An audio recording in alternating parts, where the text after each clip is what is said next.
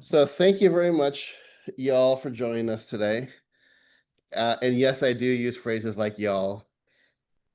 Uh, this is Branding in Public, and this was originally intended as a follow-up from the event during Tech Week at the Expert Dojo for Matchbook, just to go over and follow up if anybody had any questions about what we went over at the event, or apply it to your company, but we also decided to open it up to anybody in the broader community who didn't attend the event. So, and we're lucky enough also to have somebody actually from Matchbook on the phone call today. And I am going to put them on the hot seat, although they did not know that. You ready to go on the hot seat? No Srinivas? problem. Yes, it's fine. So my only question for you is, since Tech Week, have you guys seen a change in Notebook? Yes, so a lot of means on the branding perspective before the tech week, whatever we are brainstorming, like we like so many things, and we were discussing, but there was no clear path in which to decide what is our branding, what should be the messaging, and all. So after that, it gives a lot of clarity, and now we have already finalized the brand and. Means we're in the process of finalizing the messaging and all, and our website redesigning for the new brand. Great. Cool. And Ryan, you might want to give some background for those that didn't attend, just so we have a general status of where we're at, what happened, what we're going to be doing today. Right. And Srinivas is with, and did I say your name right? I'm sorry. Yes, you're right. He's with Matchbook. And this is the follow-up to the event where what we did is we took the company Matchbook, which has proven to have strong market fit, but they need to get their Series A. And the game has changed in the last few years to get into Series A, where it used to be you made a few $1 million, you made your $3 million, you proved profitability, you proved that you had market fit, you win for your Series A. Now the goalposts have changed. 3 million to 6 million, 6 million to 9 million, and it'll probably be 12 million pretty soon to get your Series A. Yet here's the rub. The consumer hasn't. The market hasn't changed. So basically on companies like Matchbook, they said to get your Series A, we're going to make it 3 times harder for you, or you need to work 3 times harder for it, or have 3 times more traction for it in the same world, in the same working environment than 2 years ago. They, in essence, pulled a bait and switch. The VC world's pulling a bait and switch on startups right now. So what we did is we talked to them about how to change your brand to move you forward, to position you to the new definition of getting your Series A or your go-to-market or getting heavy market penetration without having to spend $1 million on a massive exercise of branding and marketing to do that. And the way you do that is quite simply, you start with some simple brand structures. And these simple brand structures are not items that you have to go and spend 6 months doing. It's not like what you read about in HBR where H&R Block or Cracker Barrel or Nike went in and did a branding redesign over the course of 2 years. These are things that you can do, as we did with Matchbook, over the course of one afternoon, and it can have an immediate impact. And these are things that you can repeatedly do these same exercises over and over again, and over the course of several months, and the impact compounds. Because remember one thing, if you remember one thing from today, it's this: brand is a living thing. It's not something you do and you check off. It's something that evolves with you and your company. So that being said, I'm going to just kick into it with a couple slides that we did just to ground us. And then we're gonna get right into the workbooks. And more than just the workbooks, we're gonna get into the GPT also. And what the GPT is we took everything from that day. We took the transcripts from that day. Then outside of that, we took the definitions around that day, and we took our workbook, and we put extra case studies into the GPT. We put extra examples into the GPT. So now that GPT can act as your companion, as your branding companion. To be clear, it's not a GPT will never replace a person in this concept, but it'll help you out a whole lot and help you get through that workbook and help you answer the questions. Does that sound good? And just so you know, I take all silence when I ask a question as, dang, Ryan, you are not just good, you are brilliant. And the next time I'm in LA, or if I'm in LA, I'm going to buy you a fancy steak dinner because you are so brilliant. And since I got a big quiet on that, I'm going to expect 3 steak dinners.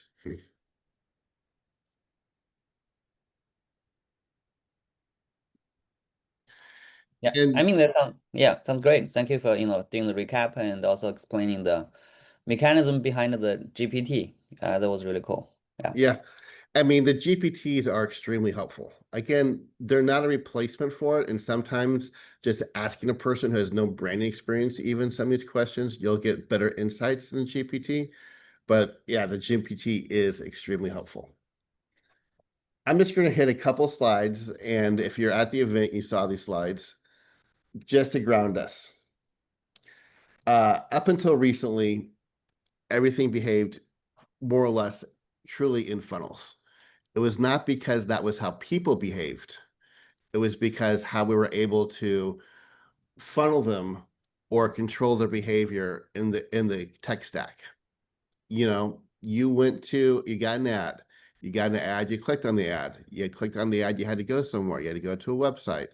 That website was there to give you a certain type of brand messaging. Then off of that website, you clicked another button, then you went to the purchase.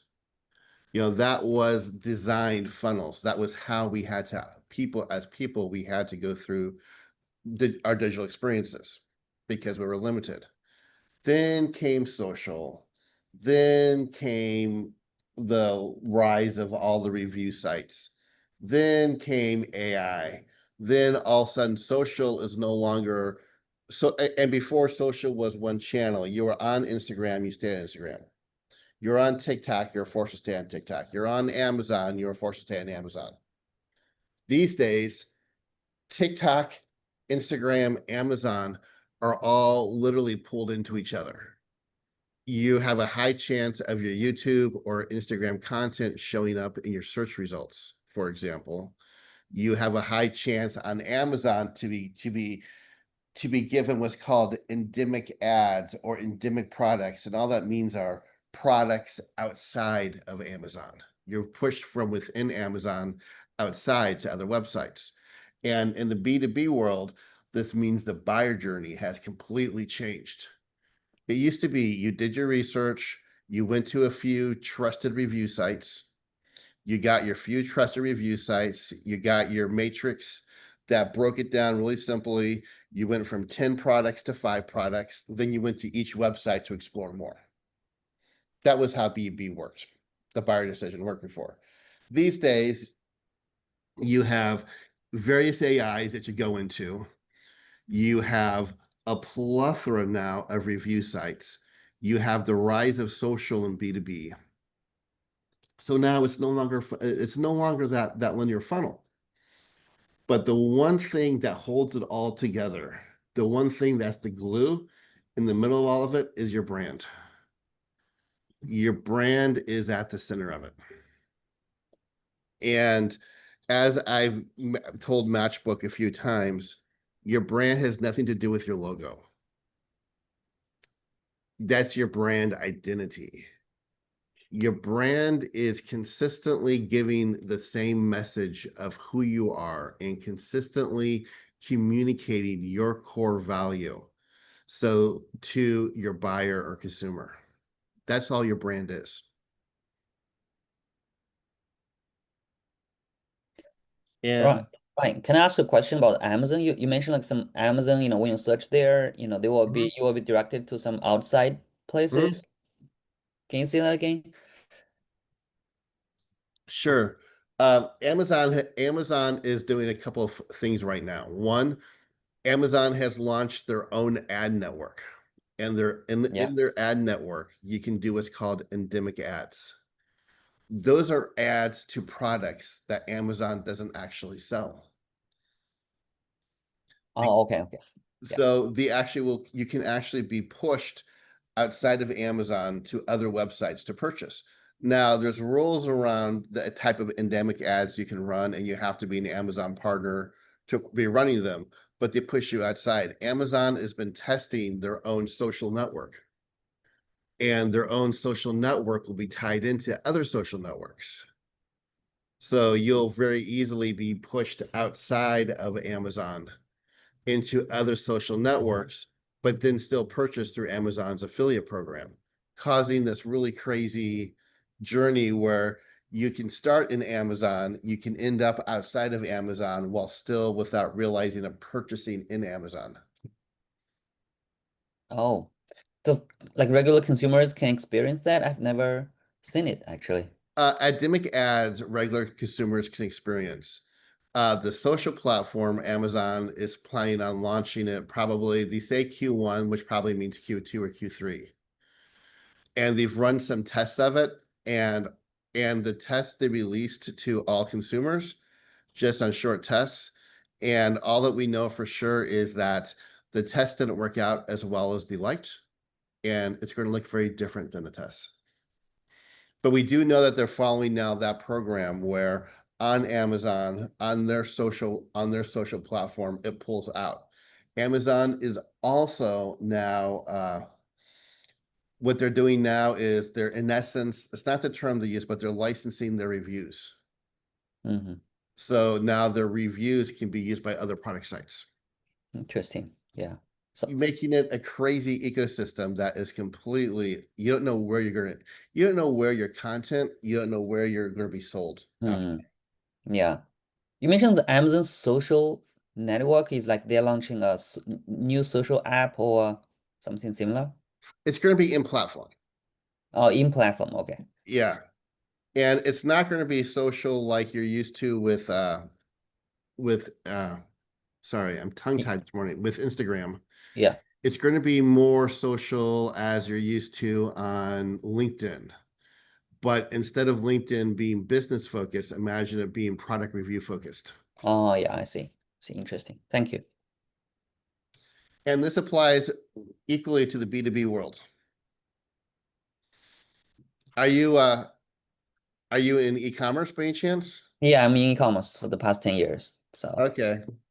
Yeah. So this entire world, and then you also have, for example, Shopify is now, you can purchase through Shopify in ChatGPT. So it's a crazy broken up world that we have. yeah, that's right. Everything's getting connected. Like And that's why we refer to it now as you no longer do paid search, you no longer do SEO, you no longer do ads, you no longer do content marketing. You do connected marketing because it's all connected in bits and pieces. yeah. That's right. And here's, if you, at the event we got into myth, we did a few myths, and I'll just hit heavy into one. Brand is what people say about you when you're not in the room. If you're startup, your brand is your availability. And your availability is the value you create. Your availability is the clarity of the value. In the case of Matchbook, when we started talking about Matchbook, and this has not changed, Matchbook had low availability. And what I mean by low availability is Matchbook did not have clarity of value. At the start of the conversation of the session with Matchbook, nobody understood the value that Matchbook created.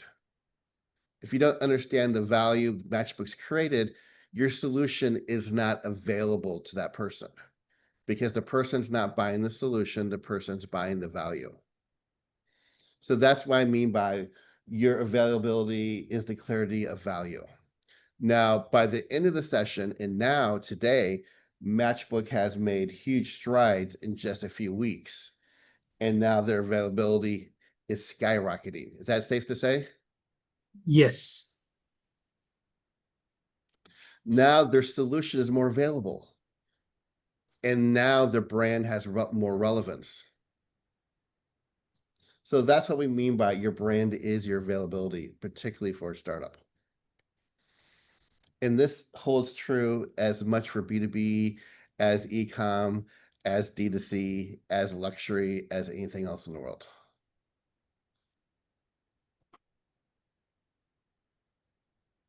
And the last thing before we get into the notebooks is this. If you don't like what's being said, change the conversation. Brand is quite that simple. If you don't like what's being said, change the conversation. Change how you talk about your value. Redefine and reevaluate who your core consumers are. Redefine and reevaluate not who the consumers are, but their problem, needs, and wants, and how you talk to that. If you're not don't like what's being said, and what's being said could be purchases, what's being said could be lead generation, what's being said could be reviews, it could be all kinds of things. Brand changes the conversation. Simple as that. Brand is the conversation changer. Any questions, comments on that little nugget? So Ryan, like a few questions. One in the perspective of brand, like if let's suppose Matchbook, currently we are changing the brand name as well as brand messaging, both we are changing. So is there like when we, as you said, like change the conversation, like keeping the brand same without changing the brand name, the messaging can be changed? Yes. And what you have is you have a hierarchy of messaging because you have a hierarchy of values. You have, and let's do my favorite thing in the world. I'll do a little bit of freestyling. Because what you in essence have in value is a pyramid.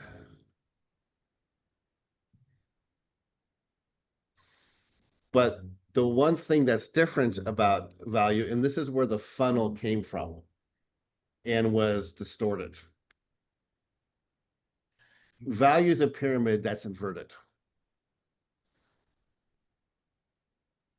At the top is your broad value. And we have an exercise about this. As you go down, your broad value gets broken up into general audience value. We're just going to call it buyer because that word's shorter. Mm-hmm. And then you'll have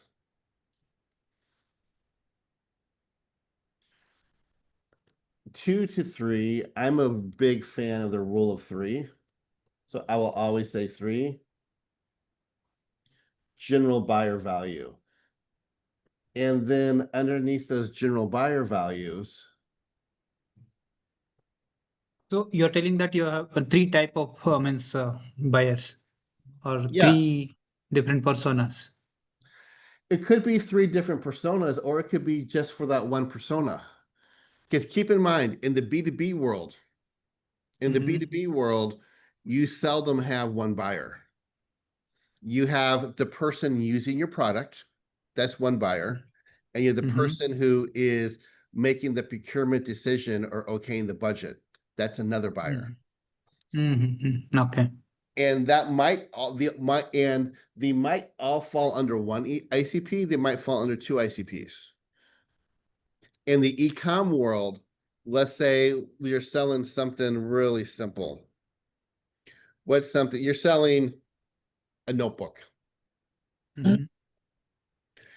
You know, the broad value to a notebook could be, for me, the broad value to the notebook might be a little bit different than the broad value to you. It's actually kind of fun if we go on this little, make a little impromptu exercise. Francis, to you, what is one broadest general value of the notebook? I'll start. For me, the broadest general value of the notebook is I like to write it down. That's the value is the experience of writing it down as opposed to typing it whenever and wherever I want, as opposed to type it in the computer. That's the broadest value for me of the notebook. What's the broadest value for you, Francis? It holds my thoughts. It holds your thoughts. What's the broadest value for anybody else? For me, it's look and quality. Means notebook, how it looks when I see the cover page and all. And second is that if I am physically using it, then the quality of the paper. Okay. Do you have any value that you want to throw in there? I didn't use those notebooks that much these days. I mean, yeah, just I think the quality of the paper, like when you're writing, especially when they're using a pen, you would want that smoothness and yeah, and ideally, I think there are some like I don't know. Yeah. Yeah, I think that's it. Yeah. So one would say the broad value here might be and I am dyslexic. I spell everything wrong. You're going to have to bear through that. Static value? It's the aesthetic value. And Ryan, just so you know, Anime Trap Cafe, not sure if you have a name, said they helped me gain clarity. Mhm. So, okay, so I would put the aesthetic value as a secondary value. A top value is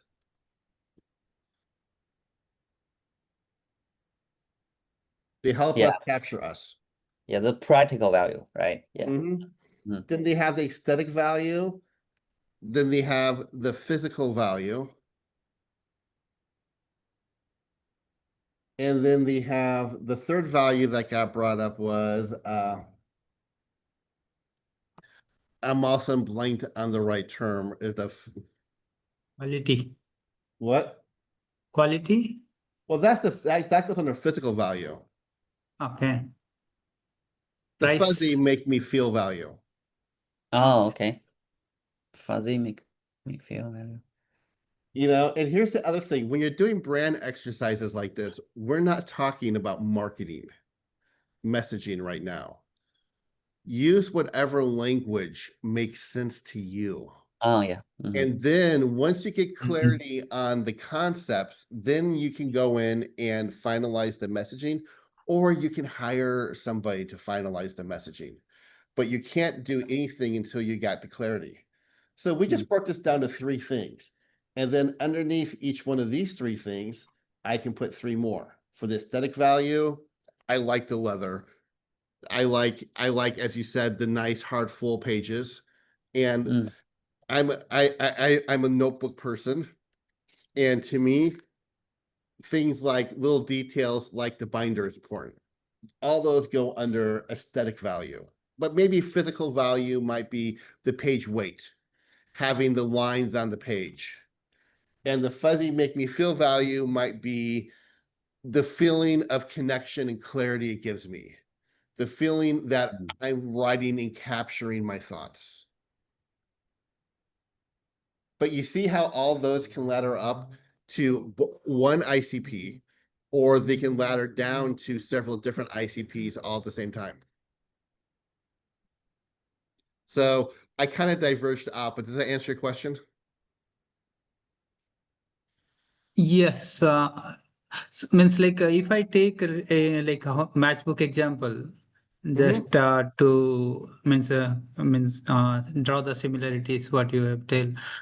So Matchbook is a like cloud SaaS platform we are selling, which is a data platform, master data management platform, master data management platform in a high level.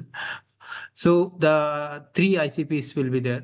One will be the CDO, the Chief Data Officer, and one will be the business user. Like maybe we are doing revenue operations optimization or something. Like it can be a CRO or it can be a CMO, depending on the business use case. And one might be the like a CFO or somebody who is like approving the finance authority, who is, or the purchasing head, who is like deciding that whether to buy the software or not, kind of. So these are the three ICP. So do you means this is only where means when we are planning the sales pitch, means we have to decide, or brand also plays any role when we are talking about these three ICPs as a part of the product perspective? Brand always plays a role. Brand doesn't control the conversation when you're talking about the ICPs. You need to because the ICPs, your ICPs quite simply are the statement of, this is who has market fit.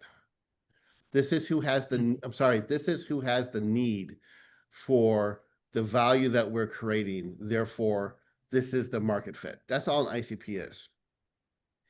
And to go a little bit further, you can define an ICP a little bit more by saying, here's the people that we can reach at a price point through either marketing, geography, governance, whatever thing it is, that makes them our primary audience for the next 6 months or the next year, whatever you define that as. That's all an ICP is. To put another way, is all the ICP is the nice red center on your dartboard of sales for the next 6 months. Your ICPs can change. Not always, but they can. If you want to go for a classic example, is look at Nike. Who's Nike's ICP? They have different ICPs by different lines. That's why they have brand managers and sales managers per line. Those ICPs change, but all that is up to the global brand. So when you're talking about each ICP, you're influencing the brand, because now you have to say, here's that ICP's problem, needs, and wants. How do we connect our value? Did I answer your question? Yes. And because you brought it up, I went directly to this right here, the brand pyramid. It's page 12 in the PDF that we gave you. And if you go to the Chat GPT, you can say, help me do the brand pyramid. And just a note is, I will be updating this. I will be troubleshooting and updating this GPT over the next month, because they made a lot of changes to the OpenAI, made a lot of changes that we're always adjusting to.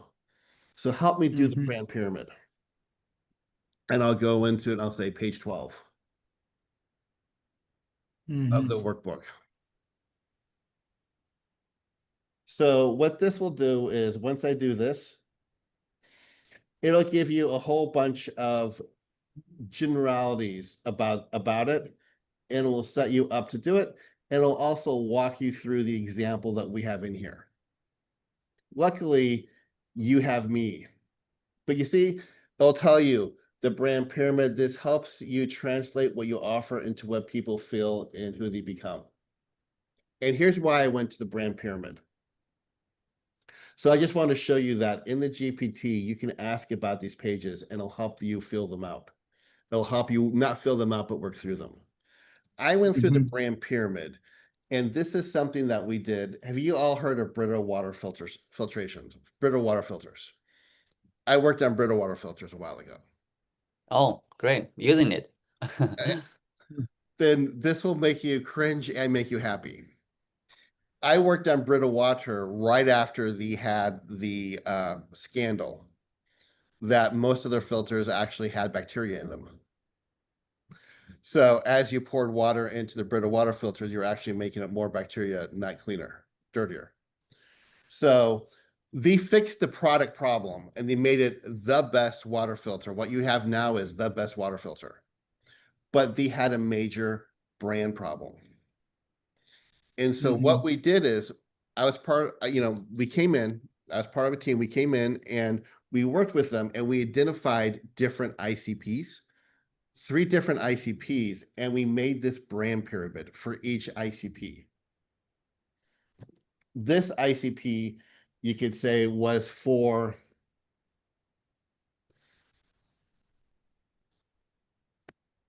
the health conscious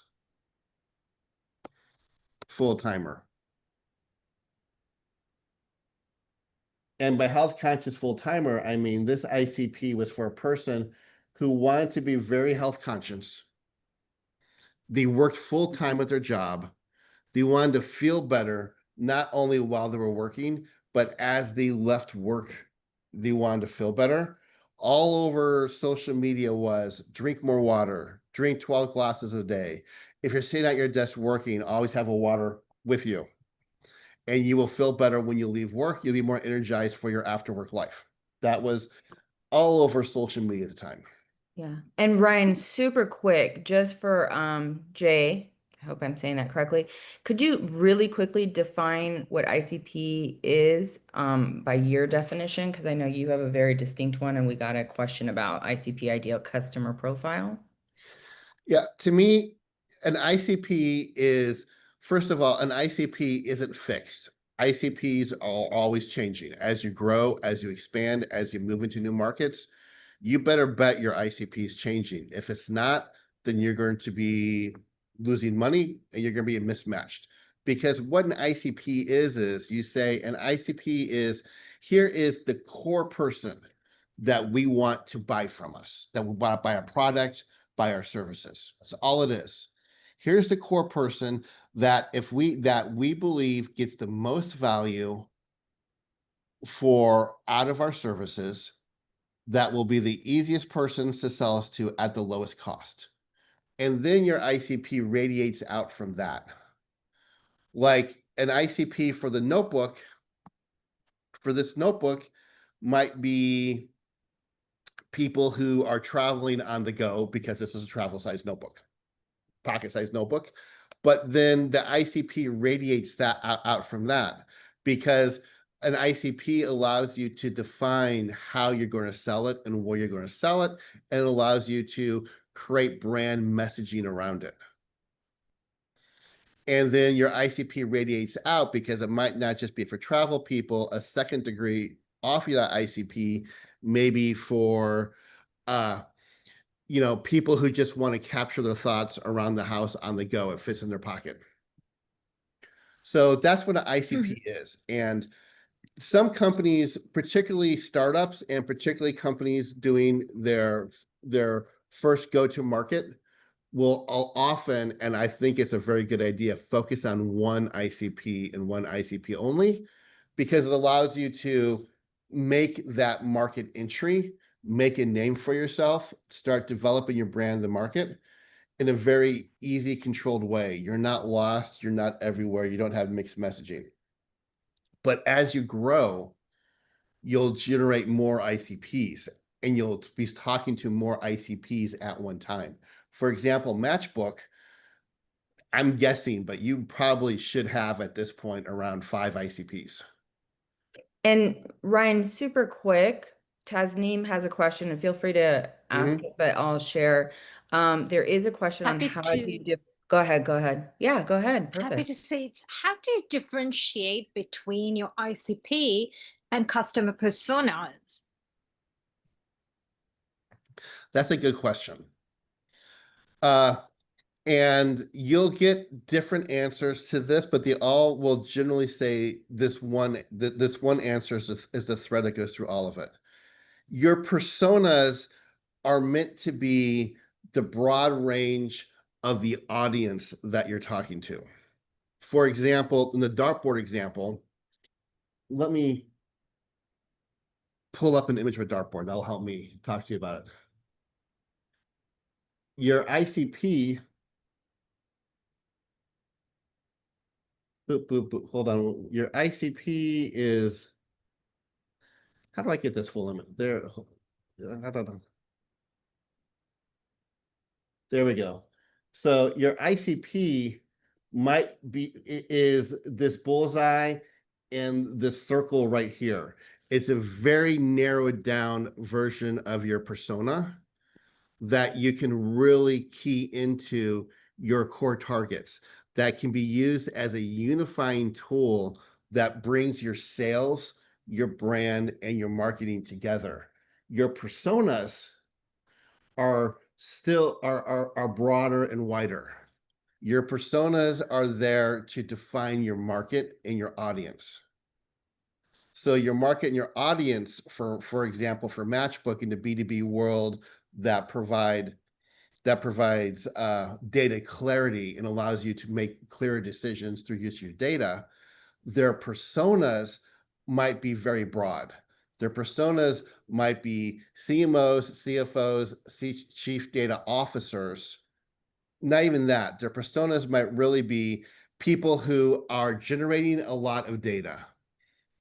Companies that are generating a lot of data, companies that are in markets that are full of various turmoil. It might be governance that is changing upset. It might be a lot of startups coming in.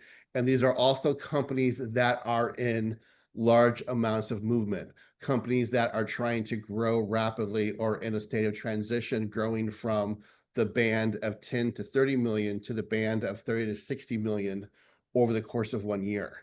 And they know that they have emerging data needs, and their data needs will be in transition in order to meet their growth plans. That's the persona. I described in general the company and the problems and the needs that they had. That's this bigger circle, the dartboard. Now their ICP, I'm going to make this up a little bit, might be the chief data officer in a company that has $10 million, that has 30 million of revenue, that is in the sector of logistics, that is responsible for, that oversees a team and unifies a team of 12 people and has to ladder into the executive team for clarity and decision making, and they're responsible for the decision making platform. That might be the ICP, and that ICP got narrowed right down into the center area. That's the difference between a persona and an ICP. You can have an I'm sorry. I said, thank you. That's helpful. It's just that I've been a product marketer as well as a brand marketer. And I've noticed when we get into product marketing, the personas are so sharpened by vertical, by your decision maker, your gatekeeper across different stakeholders that are involved. You really hone in when you build a persona.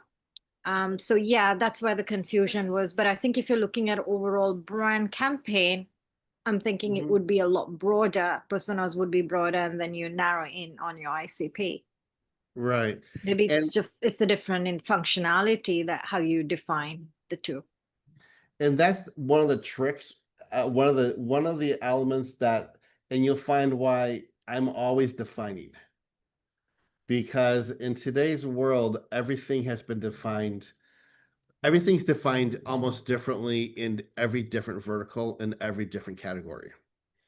I gave you a very broad definition that you can jump into e-commerce or B2B and get and start using it right away. But for example, in e-commerce, if you're doing direct D2C and if you're doing direct retail e-commerce, with a physical place, you will find different definitions of personas, and to an extent, you'll find places that don't even use the term ICP. In the B2B world, you'll find places that will define all of that in different levels of ICPs, and they may not even use the term personas. And we have a question from Srinivas. Yep. Yeah, Ryan, this is it. I mean, it's out of the box question. Like, assume that a company is B2B2C. Mm-hmm. So where the customers are consumers, and but the customers can be reached directly, or that can be reached through a business. So here, like, what how my brand messaging should address the consumer, or it should address both, or it should how it can be managed. Make your life easy. Make your life very easy, and always ask yourself this. So if you know your brand,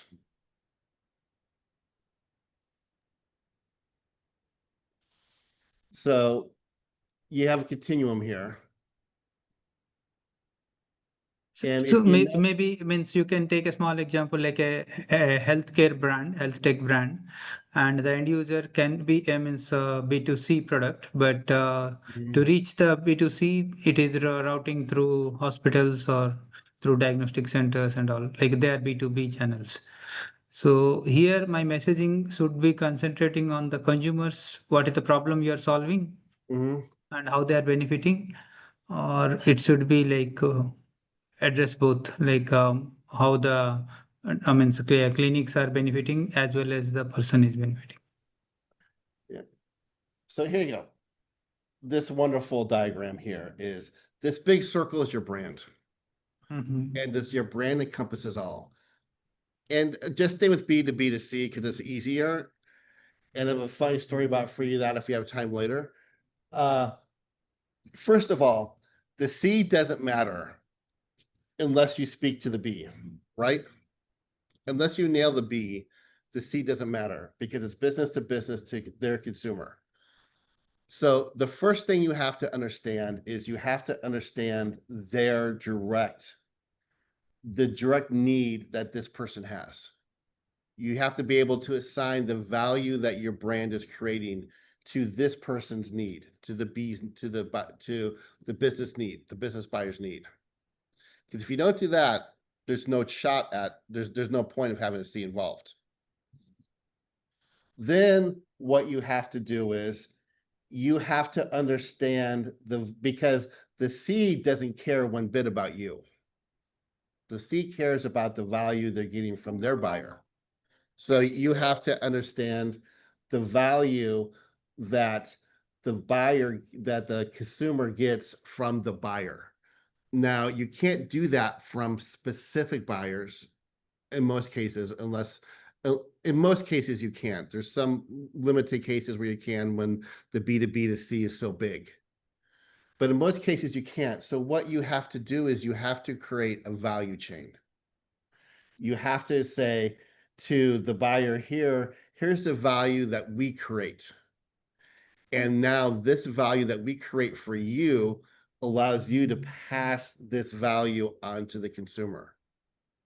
So you have to make that that value chain statement where first it's here's the value that we created for you, allowing you to create this value for your consumer. And the purpose your brand holds is very important in that is it is the context.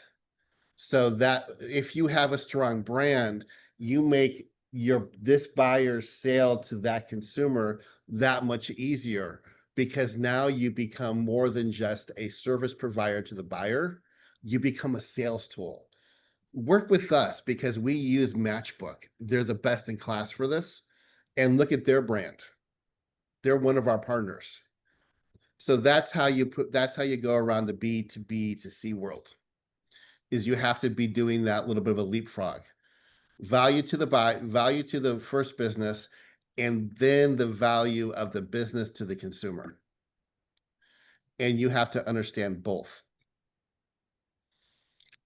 And this is where I would say you're using for this segment here, you're definitely using personas more than ICPs because ICPs drill down into more of who they actually are.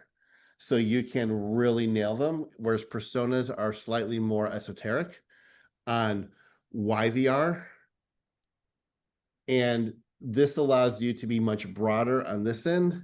And on this end, if you focus more on nailing a ICP, because you have much more control, granularity, and availability to target those people.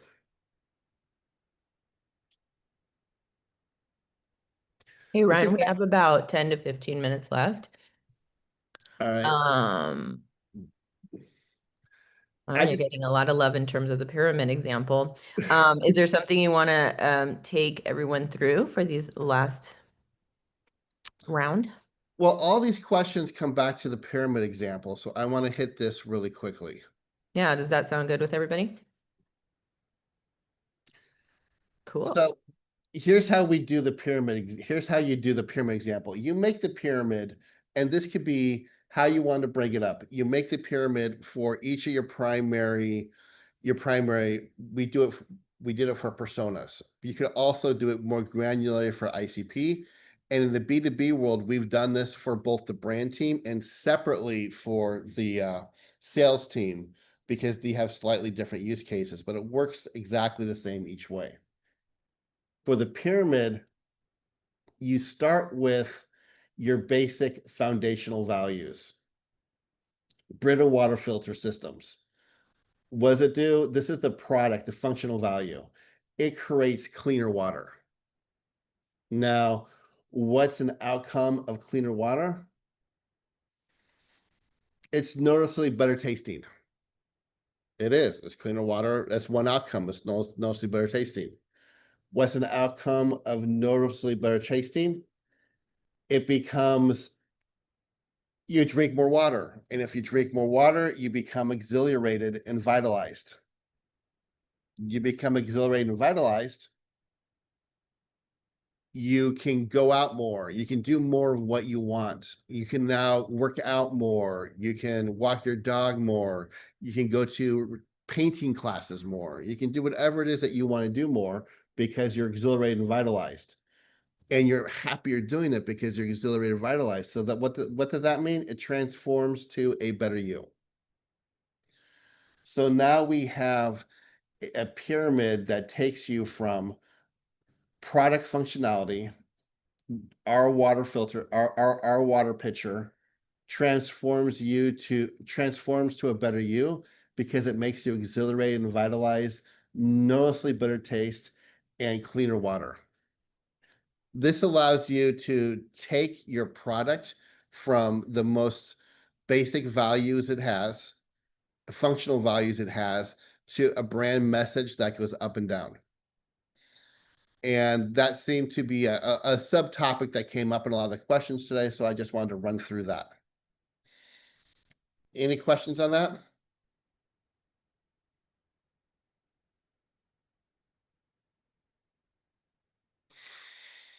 If not, and we have 7 minutes left, I'm going to take you through what to me is one of the most important exercises for a startup doing a brand, but I need a volunteer.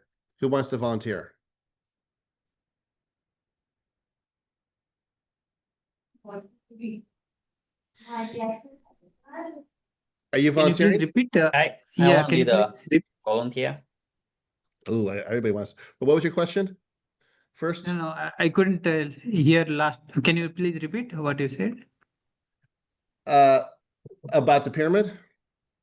No. Just like anybody volunteer something you said. Yeah, So I I have an can't exercise. hear if did you volunteer? Is that I want to be or the who volunteered? Here- I here- didn't see it, sorry. Here's an exercise that I love doing, and I've done this exercise at places like Procter and Gamble.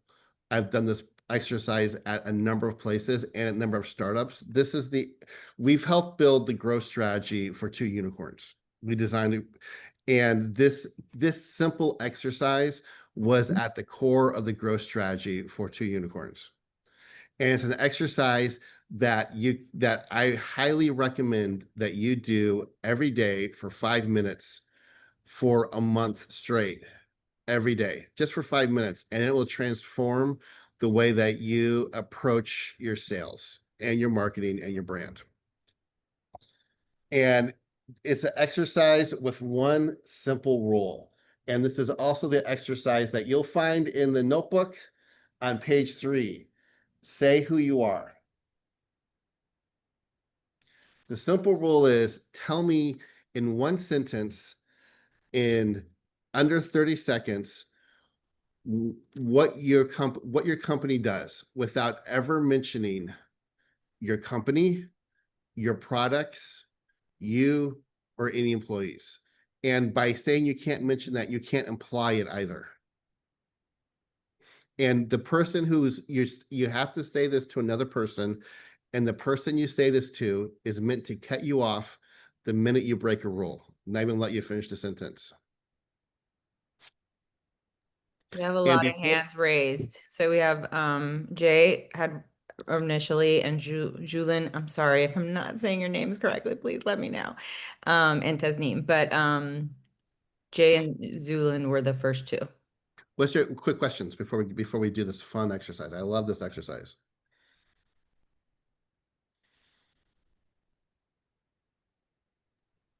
No questions, so we just hit the Hello.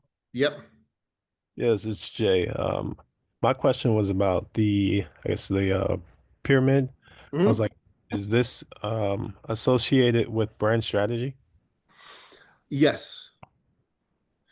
It is how you link, it's how you create a continuum going from your brand function, from your product functionality to the highest level of your brand.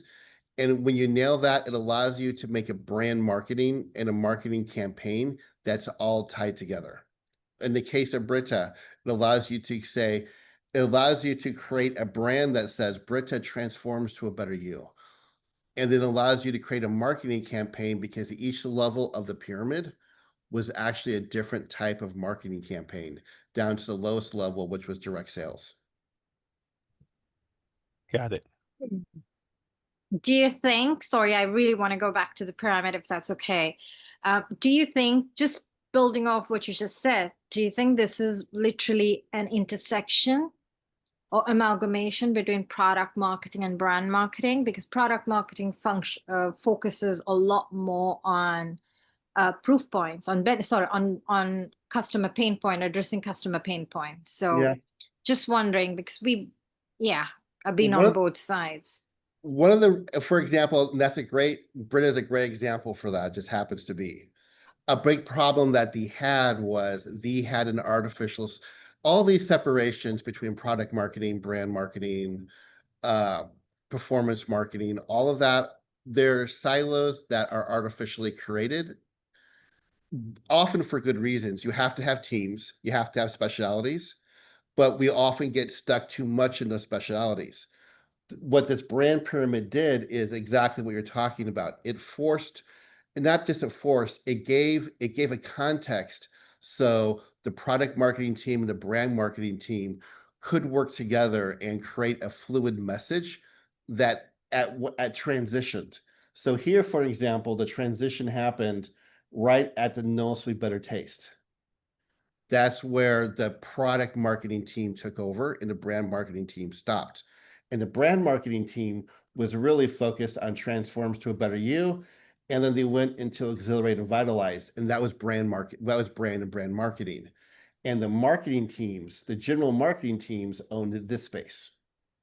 But now they had a framework where they transitioned to each other, and a framework where here's what the areas that the messaging that we're going to optimize and own, and here's the messaging where we're going to hand off. And by handoff, we had the teams actually come together and work together on doing that optimization, because it wasn't just a passing of baton. It was working together to create some of that messaging and some of those marketing assets. So they fluidly went from one transition to the next. Did that answer your question? Yes, to an extent, absolutely. I think it's just, like you said, it's just being very collaborative and we do have different functionalities, but how do you sort of come together and build a cohesive message? I've been a part of a couple of really amazing organizations, Intuit being one of them, and in North America, of course. And start with brand, because that's your umbrella. Everything that you do has to ladder up to that voice and that tonality. And then anything that you do under product marketing, yes, which is very much focused on feature enhancement, attributes, that pain point, addressing that pain point. So, but the message, tone, all of that has to ladder back to the brand voice and brand personality. So yeah, I think. And the crazy thing in today's world is when you go back to here, this original, and let me share one more time. Go back to here, and today, and what's happened in the last few years, you will often see people literally at the exact same time exposed to product marketing and the broadest brand awareness message at the exact same 100%. touch point. 100%. Yeah. And that's the challenge that didn't really, that challenge absolutely did not exist 20 years ago. And still held true even 5 years ago. It was kind of deteriorating, but now it's just completely deteriorated. Yeah, So I now you actually have love anecdote. that. Yeah, thank you. Now, Awesome. Ryan, do you have 5? Could we do the exercise in 2 minutes? Because Julin, please let me know if I said your name correctly. yes, I Can he apologize for, run through the exercise he was holding? yes, I really want to do, this is a great exercise. As I said, this simple exercise, do this exercise for 5 minutes a day with somebody else for 1 month every day straight, and it'll transform the way that you approach all aspects of your brand marketing and sales. So tell me what you do in 30 seconds or less. Do not mention you, your product, or your company, or any of your employees. Don't imply them either. And the job of the person that you're saying to is to, a nice way to put it is their job is to be kind, not nice. That means they're going to be a bit of a jerk to you, but that gets you to the better outcome. So I'll do the exercise with you. Tell me what you do. Shall I go first or? Yep, You- you had your hand raised, so I have you on tap. You go first. Okay, so we are a wellness platform. Nope. You said we. Oh, wellness platform that provides Nope. You implied we. You Run can't just through use the what are the hard rules one more time, Ryan, for Interesting. everybody? the hard rules are you can't mention or imply yourself, your product, your company, or your employees. And I'll give you a really big cheat. There's only one point to this exercise. This point of this exercise is forcing you to talk about only the value that you create for other people and not about your product or your features. In the conversation we just had is this exercise is a product marketer's worst nightmare because it forces you to never once mention your product, but it's also their best friend because it forces you to only talk about the value it creates. And I'll give you a really super easy softball example. If you're at Nike and someone said, do this for Nike, the quite simple answer for Nike is, what does Nike do? Nike, what we do? Everybody's a champion. You become the champion. You are the champion, whether you're running around the block or whether you're in the Olympics. What does Nike do? We create champions because every person's a champion. Now, in the end, I kind of broke the rules a little bit. I went into the we, but that was after I kind of went down that road. And there is a little bit of leeway in this, but you see how I never once mentioned shoes. I never once mentioned tracksuits. I never once mentioned athletic wear. I never once mentioned training facilities, which things they all do.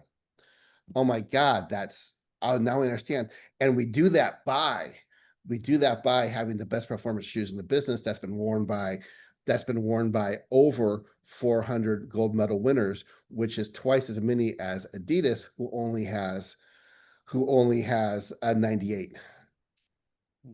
That allows for the next conversation. So hit me. So question, this is more sounds like a mission statement, right? More like a value proposition. Yeah. Yeah, it's more like a value proposition because Nike would never say that directly. But once you, particularly as a founder or leader, start thinking that way, it allows you now to lead your teams into a different type of thinking.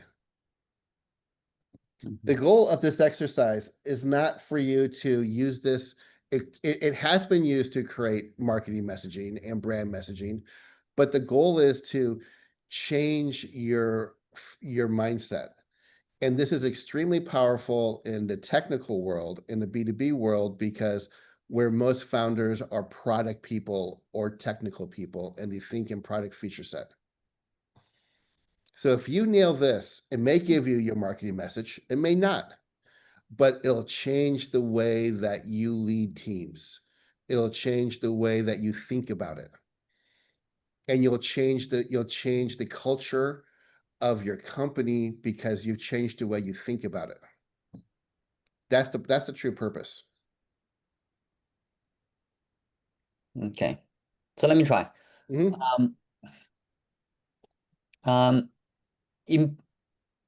Empower everyone with comprehensive but also non-biased information on wellness product. Yeah, no, I have no idea because you were talking about your products, comprehensive stuff like that. I've got one. If anyone's interested, I just typed it. Yeah, say Yeah. it. Simplify your business, drive financial success. There you go.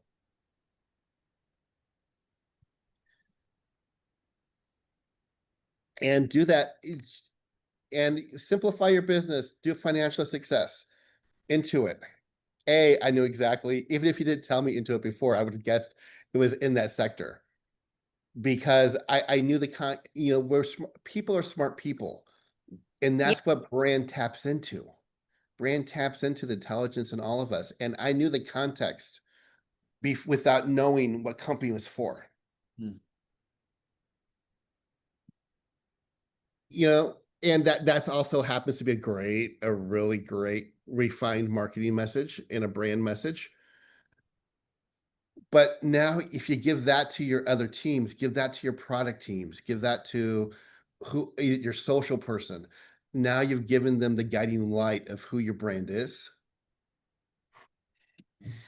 And more importantly, you're giving them the guiding light to connect. There's a saying that I give to every startup that I've worked with, and actually larger companies too. I gave this lecture in the same month to a startup and to a Fortune 500 company. The lecture comes in one sentence.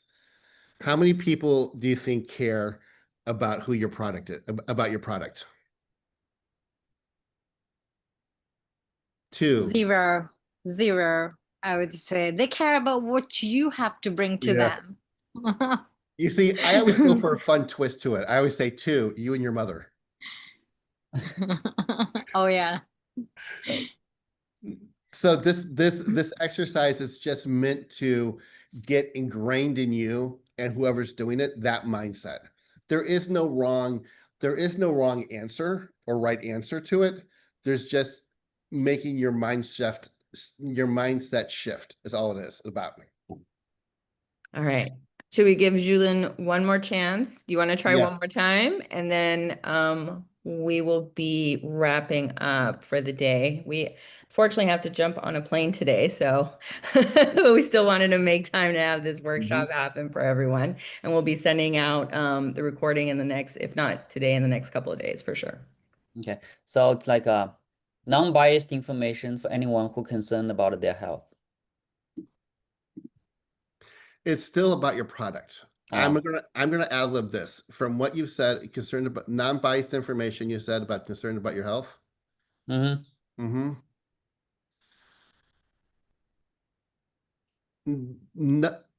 area of your life needs clarity more than your health, because your health is your life. It's better, much better. It's not perfect, but at least you see how I took what you did that was product laden and I'm moving it over to only consumer laden. Hmm.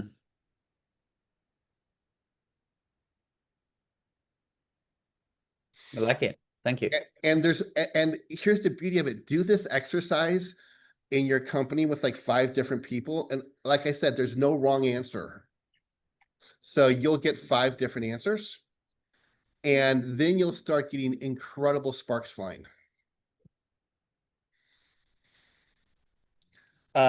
Just one quick note. We are here. We do work with from startups to large corporations, all sizes of projects, all sizes of budgets. You know, if you want to continue a conversation, you know where we're at. Thank you very much for everybody joining us. Thank you very much, Ryan and Thanks. Francis. Okay. Yeah, Right. Thank you very um, much. Yeah, absolutely. And Jay, is it the question set for this brand exercise? Is that what you're asking for? If that's included, or what are you specific? I just want to make sure we answer your question. Oh, no, I was Ref- asking about the this exercise, this I guess for like the 30-day exercise. Is this an exercise to help you develop brand strategy or figure out what your strategy is for your company? It will what it'll help you do is it'll help you define what the value is that you create for the consumers. That value connection that I call the value bridge is your marketing.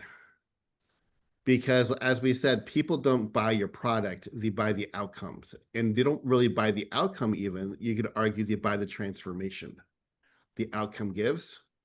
So that 30-day strategy will change the way that you think about your brand. It will change the way that you think about your marketing. And you will find somewhere in the ballpark of week 1.5 to week 2, something will change and click in your head. And all of a sudden you will start seeing marketing answers where you were struggling before. You'll see reports come in and you'll be like, oh, no, duh, that's because this message talks about a product, not talking about the person we're selling to. And you'll be able to fix it. That's what this exercise does. Okay, got it. Thank you. This was great, by the way. And Ryan, would it be possible for, I just posted that question, to have the web diagram that you shared of how people are, there's no sequence of how these messages, customers are bombarded with these messages in the last 5 years. If you have that diagram, I'd love to have a copy of it, because I couldn't find it in the notes, the PDF that was shared. And I will definitely connect with you later. Because there might be some synergies. I've worked with startups and scale-ups, and yeah. We would love to, and we will include this in the presentation deck, and we'll send that out to everybody, not just so everybody has it with all the myths and the myth busting in that diagram. And one other thing to note is the Tech Week was the kickoff of a series that we're going to be doing at the Expert Dojo over the next year, where we're going to be bringing in almost monthly different companies to do live, to work on different aspects of the company life. You will all be invited to that.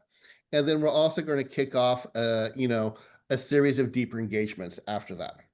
But this is just the start of it. And I'm going to ask each of you for a favor. If you would love to, since we're starting this off, and important part of brand is understanding how to improve. If you have any thoughts today, shoot us an email of what you loved and what you thought could be improved from today. Cool. And is everybody, I know not everybody was at LA Tech. Tasneem, are you based in LA? No, but I did work remotely with Mountain View from Toronto. So I was a part of a global team into it. So yeah. Okay, but so you're based in Toronto. Okay. And Jay, you're not, I don't think are you in LA? No, so Ryan, so Jay, you're in.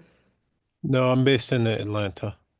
Cool. So Ryan, so just, we have our LA based folks and we might need to figure out doing continue some virtual stuff Yeah. if that's of interest. Yeah. So just for your context, what we did last month is we brought in that company Matchbook, and for 3 hours in front of 40 people, we did a brand intervention where we ran them through in depth all these exercises. The people that were there got to ask questions, and they broke up into small groups at sometimes to either answer questions about Matchbook or about themselves.